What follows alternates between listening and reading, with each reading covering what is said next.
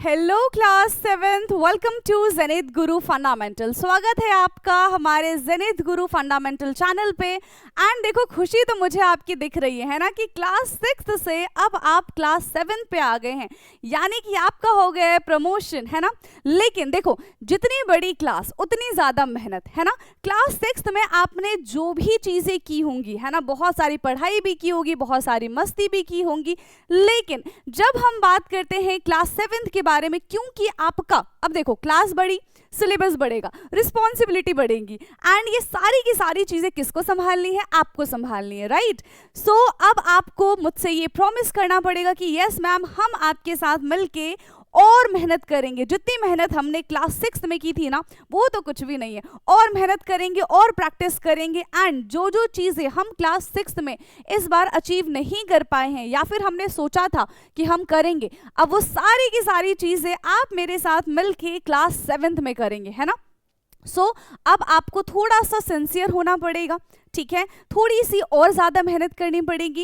And जो भी चीज़ें आपको क्लास में सिखाई जाएंगी उसको अभी से अपने नोटबुक में लिखना है, ठीक है। लिखने की आदत जितनी ज़्यादा आपकी रहेगी ना, उतना ज़्यादा ये आपको हेल्प करेगा आपके एग्जाम में। क्योंकि देखो, अक्सर क्या होता है ना कि हमने कोई चीज़ पढ़ी, दिमाग में रख लिया और ठीक है, हमको लगता है कि हाँ, हमको सारी चीज़ें आती हैं। लेकिन जब हमारे सामने आता है क्वेश्चन पेपर, और फिर तभी देखो, तभी आता होता है जब हमारे सामने क्वेश्चन पेपर होता है ना, हम क्या सोचते हैं, हो जाएगा हो जाएगा हो जाएगा, ठीक है।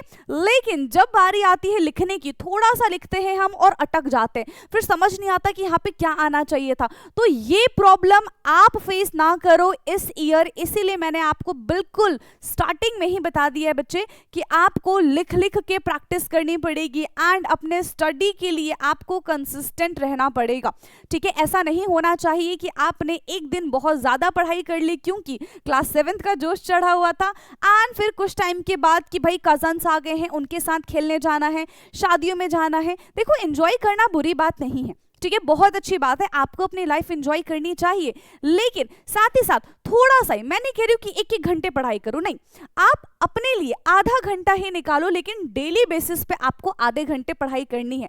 तो क्या आप मुझसे ये प्रॉमिस कर रहे हैं कि क्लास सेवेंथ में आप कंसिस्टेंट रहेंगे अपने स्टडी के लिए, एंड आप डेली पढ़ाई करेंगे, जो भी चीज़ें आपको यहाँ पे कराई जाएंगी वो आप करेंगे, साथ ही साथ अपना होमवर्क भी करेंगे, ठीक है। बाकी अब हमारी मुलाकात होगी अपने नई क्लास में, ठीक है, यानी कि क्लास सेवेंथ में, एंड किस चीज़ से, किस तरीके से हम सारी चीज़ को इस ईयर टैकल करेंगे वो मैं आपको क्लास में बताऊंगी। And once again welcome students.